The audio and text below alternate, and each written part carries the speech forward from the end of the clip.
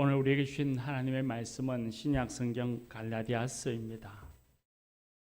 갈라디아서 3장 1절에서 5절의 말씀입니다. 신약 성경 305쪽에 있습니다.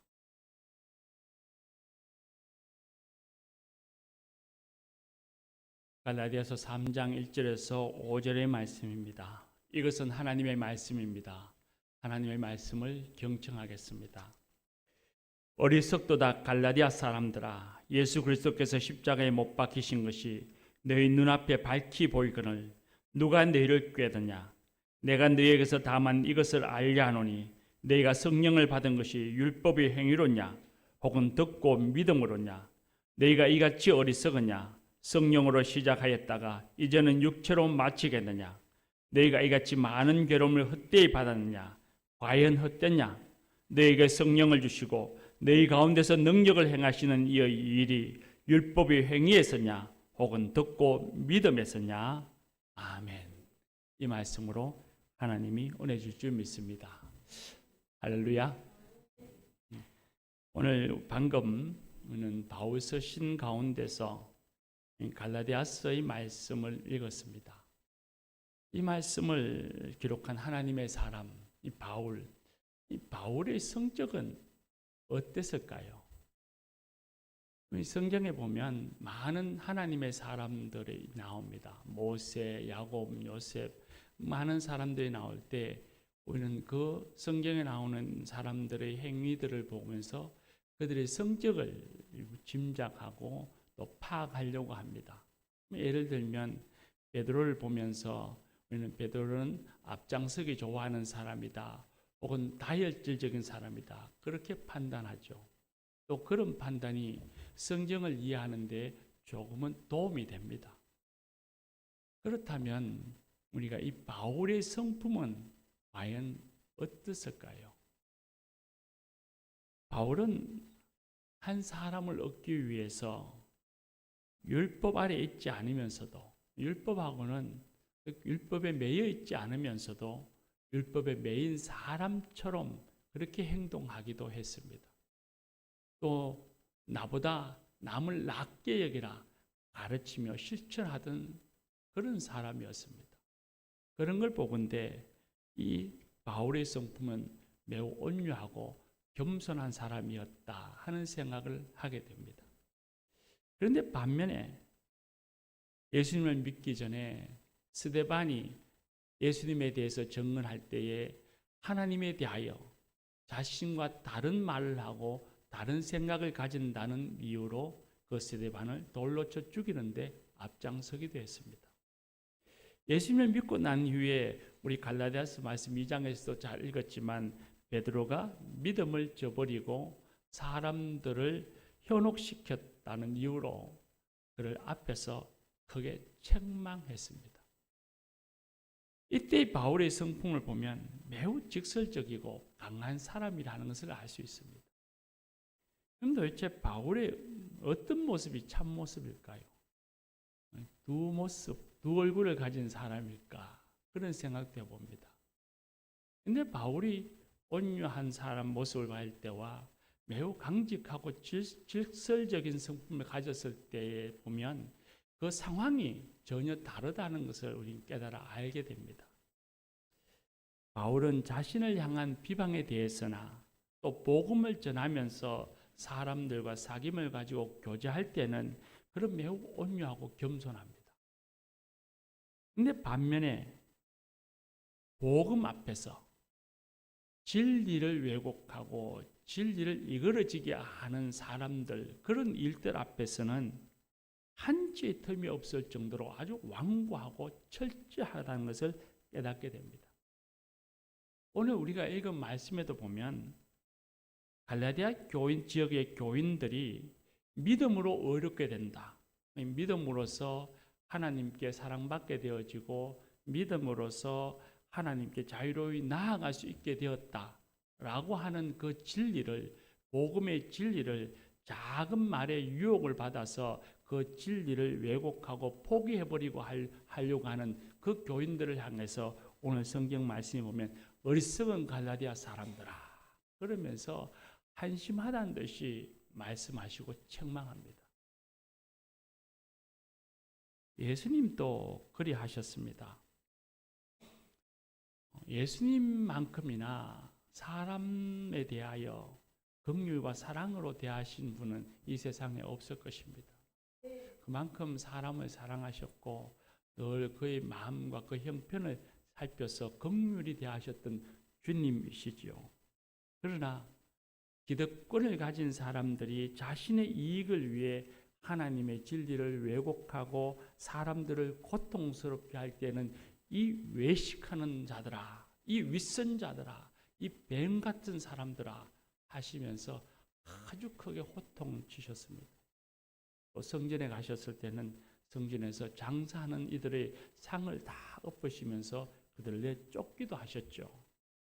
예수님은 평소에 늘 다정다감하신 분이셨지만 진리 앞에서 타인을 고통스럽게 하는 죄악 앞에서는 매우 엄격하신 분이었다는 것을 우리는 알 수 있습니다. 그런데 우리를 보면 저와 여러분이나 우리가 살아가는 일반의 사람들의 모습을 가만히 보면 예수님이나 바울 사도와는 사뭇 다르다는 생각을 합니다.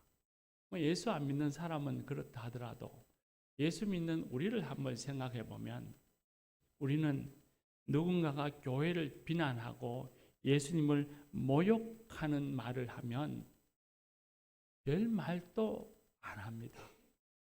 어쩌면 말할 수 없는, 대꾸할 수 없는 처지에 있기 때문일지도 모르지만 예수님을 모욕하는 말을 들었음에도 불구하고 우리는 괜히 아무 말도 하지 못하고 그 자리가 불편해서 슬그머니 자리를 피하고 맙니다.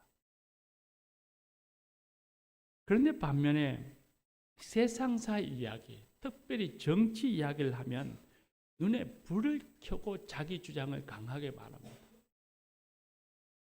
그렇게 강하게 주장하다가 친한 사람과 말다툼을 하기도 하고 마음 상하기도 하고 심지어는 주먹 다짐까지 한다는 이야기를 귀로 듣기도 했습니다.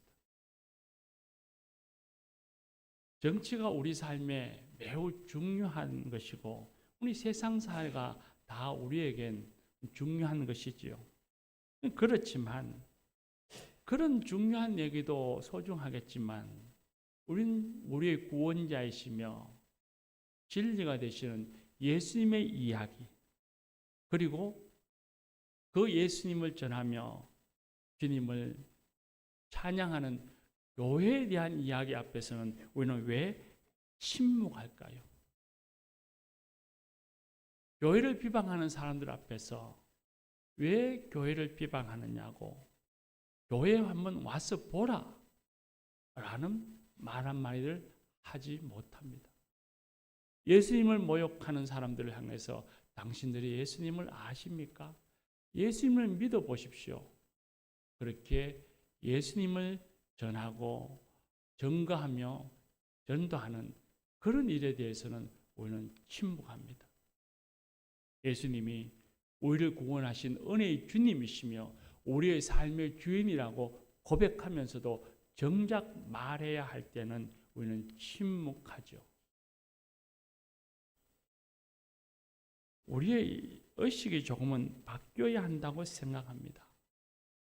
진리 앞에서 복음을 전하는 일에 그리고 복음을 드러내는 일에 교회를 소개하고 교회를 자랑하는 일에 그런 일들에 우리는 좀 힘을 내고 그리고 그런 일에 대해서는 매우 엄격하고 강직해야 할 것입니다.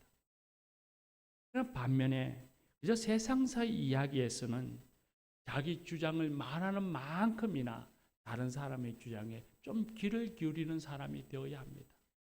그리고 자기의 말과 주장이 혹 다른 사람들에게 상처가 되지 않을까를 주의하며 살피는 지혜도 우리에겐 필요합니다. 예수님처럼 바울 사도처럼 진리에 대하여 성경의 가르침 앞에서는 매우 철저하되 일상의 평소의 사람과의 관계에서는 덕을 세우며 약자를 돌보는 그런 부드럽고 온유한 성품의 성도가 되기를 주의 이름으로 소망합니다. 오늘 우리가 읽은 말씀은 우리의 신앙에서 예수님을 믿는 믿음, 복음을 믿는 믿음이 얼마나 위대한가를 알려줍니다. 우리의 믿음이라고 하면 대체로 생각하기에 예수 그리스도를 통해서 의롭다 하심을, 구원을 받는 것으로만 이해합니다.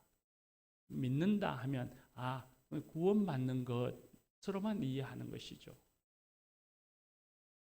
그렇지 않다는 것이 성경에 우리에게 전해주시는 말씀입니다. 믿음을 둘로 좀 나누어서 생각해 보면 사실은 믿음이라고 하는 것을 둘로 나눌 수 있는 건 아닙니다. 그렇지만 우리가 좀 이해를 돕기 위해서 이걸 둘로 나누어 보면, 하나는 하나님의 아들 예수 그리스도께서 우리를 대신하여 우리를 위하여 십자가에 지심으로 죽으심으로 우리가 죄사함을 받고 의롭다 하심을 받았다, 구원받았다는 것을 확신하는 것. 진리, 사실이죠. 역사적인 사실, 그 진리를 마음으로 받아들이는 것, 믿는 것입니다. 근데 믿음은 여기에서 끝이 나는 것이 아닙니다. 이것이 전부인 줄 알고 우리 초대교회 때도 어떤 이들이 예수님을 믿는다라고 말하면서도 믿음의 삶을 살지 않는 사람을 향해서 야고보서는 말하기를 그 믿음은 죽은 믿음이다 하면서 그런 믿음의 삶을 책망했습니다. 믿음은 구원을 얻는 믿음에서 그치는 것이 아니라, 두 번째는 그 믿음은 삶으로 이어져 가야 합니다. 그 믿음이 생활이 되어야 하는 것입니다. 그래서 지난주에 우리가 이런 제목의 설교의 말씀을 나누었습니다. 믿음으로 사는 삶입니다. 갈라디아서 2장 20절 말씀을 중심으로 해서 믿음으로 사는 삶이라는 것은 나는 죽고, 나라고 하는 거짓되고 교만한 자아는 죽고 예수님으로 사는 삶이라, 그렇게 우린 서로 은혜를 나누었습니다. 이 말씀을 우리가 야고보서와 히브리서의 말씀으로 표현을 바꾸어 보면, 이는 하나님이 하신 일, 우리를 구원하신 일을 믿을 뿐만 아니라 현재 하나님이 우리에게 하시는 일, 또 하실 일을 우리가 믿고서, 그 일은 곧 하나님의 뜻이고 하나님의 일이죠. 그 하나님의 뜻하심을 믿고서 거기에 합당하게 응답하며 살아가는 것이 그 믿음이고 믿음의 삶입니다. 이같이 믿음으로 살아갈 때에, 믿음이 생활이 되어 살아갈 때에 하나님이 우리에게 베푸시는 은혜, 그 복을 우리는 누리게 됩니다. 좀 더 정확하게 말하면 하나님이 이미 우리에게 주신 복을 우리가 믿음의 삶을 살아감으로써 그 복을 얻게 되고 누리게 되는 것입니다. 2절 말씀에 보면, 우리가 오늘 읽은 2절 말씀에 보면, 너희가 성령을 받은 것은 율법의 행위로냐 듣고 믿음이냐 했습니다. 이 말씀이 믿음으로서 성령을 받는다는 말입니까? 못 받는다는 말입니까? 받는다는 말이죠. 믿음으로서 성령이 받는다. 즉 믿음으로 성령이 우리 가운데 임재하심을 경험하고 체험할 수 있다는 것입니다. 성령님께서는 오직 그리스도를 통해서, 즉 은혜의 구원을 믿는 믿음을 보시고 우리 가운데 들어오시고, 그리고 우리 가운데 오셔서 성령의 능력으로 우리 가운데에 우리를 위하여 하나님의 일을 행하신다는 것입니다. 누가복음 11장에 보면 예수님께서 구하라 그러면 너에게 주실 것이요, 찾으라 그러면 찾을 것이요, 문을 두드리라 그러면 너에게 열릴 것이니라 하시면서 기도에 대해서 가르쳤습니다. 하나님의 약속을 믿는 그 믿음으로서 기도하라. 그러면 찾을 것이고 열릴 것이고 구하게 될 것이다. 그렇게 말씀하셨죠. 그런데 그러면서 곧이어 말씀하시기를 너희가 악할지라도 좋은 것을 자식에게 줄 알거든 하물며 너희 천부께서 구하는 자에게 성령을 주시지 않겠느냐 하셨습니다. 예수님의 약속을 믿는 믿음으로 구하면 네가 얻을 것이다. 두드림이 열릴 것이다 하시는 그 예수님의 약속을 믿는 믿음으로서 기도하면 그 가운데 성령님이 임하시고 우리 안에서 성령의 역사, 믿음의 역사가 일어난다는 것입니다. 성령님은 우리 삶의 모든 것, 우리의 생각, 우리 마음, 우리 성격, 우리의 의지 혹은 우리 주변의 환경 그런 것조차도 변화시키고 새롭게 하시는 생명의 영입니다. 특히 성령님이 마시면 우리의 성품과 우리의 관계가 변화되어지고 새로워집니다. 그것을 흔히 성령의 9가지 열매라 그렇게 말하죠. 사랑, 희락, 화평, 인내, 자비, 양성, 충성, 온유, 절제 같은 이 성령의 9가지 열매를 맺는다. 성경은 우리에게 말씀해 주십니다. 뉴욕 리디머 장로교회를 담임하다가 지금은 은퇴한 것으로 압니다만 티모시 켈리 목사가 쓴 글에 보면 아주 우리의 신앙에 통찰력을 주고 우리의 신앙을 돌아보게 하는 글을 있습니다. 그런 얘기를 합니다. 자주 화를 내고 후회하고 회개하는 사람들이 주님, 저는 화를 자주 냅니다. 당신의 권능으로 화를 안 내게 해주십시오. 용서할 능력을 주십시오. 라고 기도하는 것은 부족하다. 그렇게 말합니다. 우린 대체로 이렇게 기도하잖아요.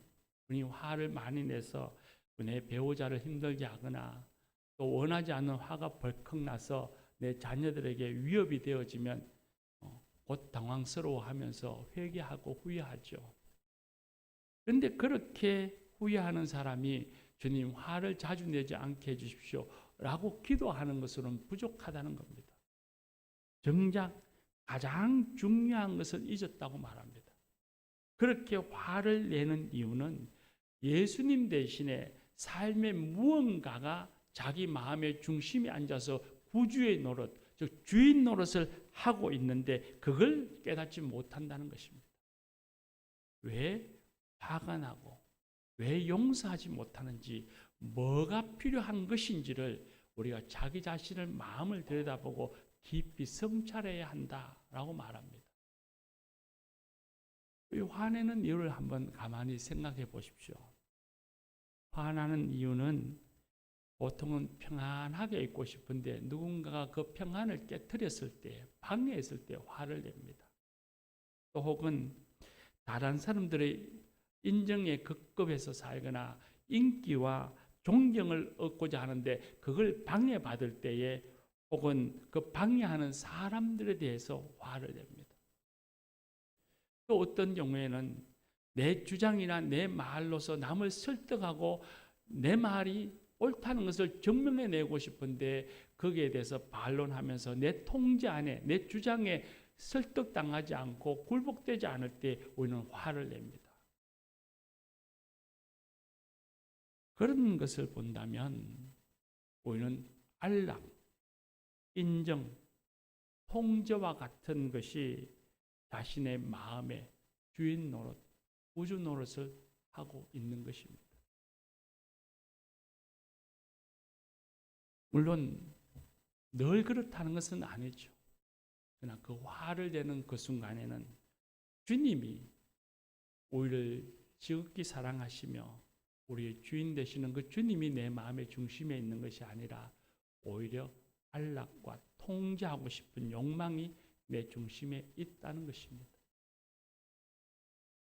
그러므로 화를 참기 위해 애쓰는 것이 답이 아니라 분노의 뿌리에 놓인 자기 의와 그리고 주님을 주인으로 삼지 못하고 있는 그 자기 자신을 회개해야 합니다. 그리고 마음을 다해 주님을 바라볼 때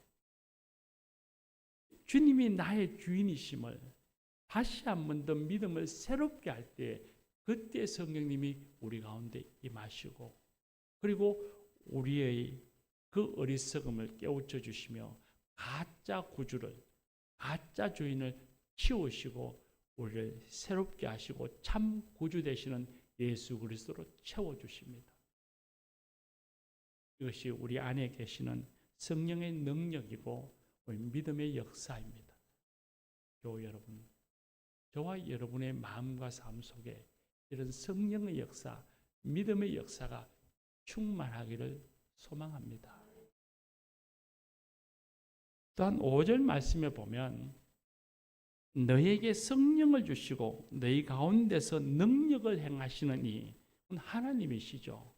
우리 가운데서 능력을 행하시는 하나님의 일이 우리 가운데 역사하는 것이 율법의 행함이로냐 듣고 믿음으로냐 라고 말씀하십니다. 우리 가운데서 능력을 행하시는 하나님의 일이 믿음으로 이루어진다는 말입니까? 행함으로 이루어진다는 말입니까? 믿음으로 이루어진다는 말씀이죠. 믿음으로써 하나님이 우리 가운데 역사하시고 하나님의 일, 하나님의 뜻을 이루신다는 말씀입니다. 믿음으로써 하나님의 일이 우리 가운데서 우리 삶 속에서 이루어지는 것을 체험할 수 있다는 겁니다. 하나님의 일이 우리 가운데 이루어지는 복을 누릴 수 있다는 것입니다. 마가복음 6장에 보면 예수님이 제자들과 변화산에 갔다가 산에 내려오니 귀신 들린 아들을 치유해 주기를 원하면서 아버지가 아들의 손을 잡고 제자들에게 데리고 왔습니다. 그런데 제자들은 그 아들을 치유하지를 못했습니다. 예수님께서 산에 내려오시고는 자초지정을 다 들으시고는 사람들을 향해서 이 믿음이 없고 패역한 세대여 라면서 그렇게 꾸중하시고서는 아이의 아버지가 무엇을 하실 수 있거든 우리를 불쌍히 여겨주소서라고 할 때에 예수님께서 말씀하십니다.